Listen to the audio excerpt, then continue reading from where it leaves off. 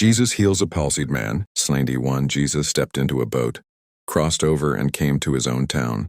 So some men brought to him a paralyzed man lying on a mat. When Jesus saw their faith, he said to the man, "Take heart, son. Your sins are forgiven." At this, some of the teachers of the law said to themselves, "This fellow is blaspheming."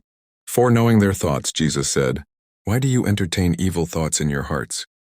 Which is easier, to say, 'Your sins are forgiven,' or to say, 'Get up and walk'?" 6. But I want you to know that the Son of Man has authority on earth to forgive sins. So he said to the paralyzed man, "Get up, take your mat and go home." 7. Then the man got up and went home. When the crowd saw this, they were filled with awe, and they praised God who had given such authority to man. The call of Matthew. As Jesus went on from there, he saw a man named Matthew sitting at the tax collector's booth. "Follow me," he told him, and Matthew got up and followed him. 10. While Jesus was having dinner at Matthew's house, many tax collectors and sinners came and ate with him and his disciples. 11. When the Pharisees saw this, they asked his disciples, "Why does your teacher eat with tax collectors and sinners?" 12. On hearing this, Jesus said, "It is not the healthy who need a doctor, but the sick. But go and learn what this means. I desire mercy, not sacrifice. For I have not come to call the righteous, but sinners." The question about fasting. 14.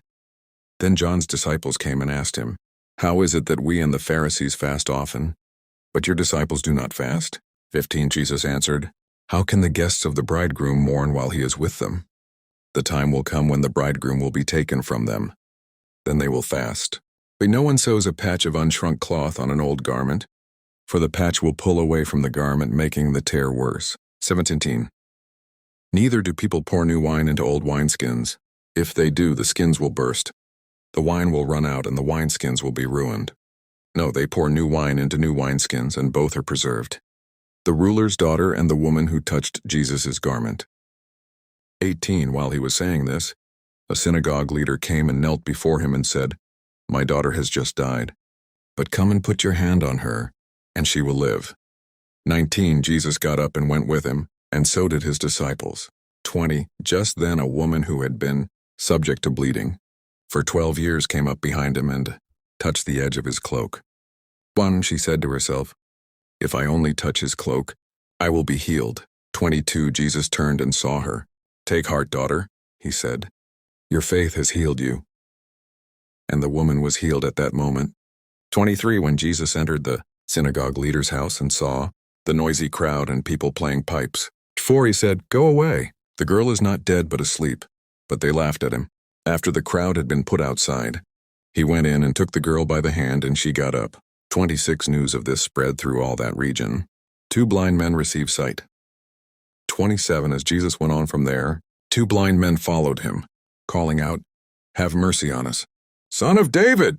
When he had gone indoors, the blind men came to him, and he asked them, "Do you believe that I am able to do this?" "Yes, Lord," they replied. Then he touched their eyes and said, "According to your faith, let it be done to you." 30. And their sight was restored. Jesus warned them sternly, "See that no one knows about this." 31. But they went out and spread the news about him all over that region. A dumb man speaks. While they were going out, a man who was demon-possessed and could not talk was brought to Jesus. 33. And when the demon was driven out, the man who had been mute spoke. The crowd was amazed and said, "Nothing like this has ever been seen in Israel." But the Pharisees said, "It is by the prince of demons that he drives out demons. The harvest is plenteous." 35. Jesus went through all the towns and villages, teaching in their synagogues, proclaiming the good news of the kingdom and healing every disease and sickness. So when he saw the crowds, he had compassion on them, because they were harassed and helpless, like sheep without a shepherd. 37.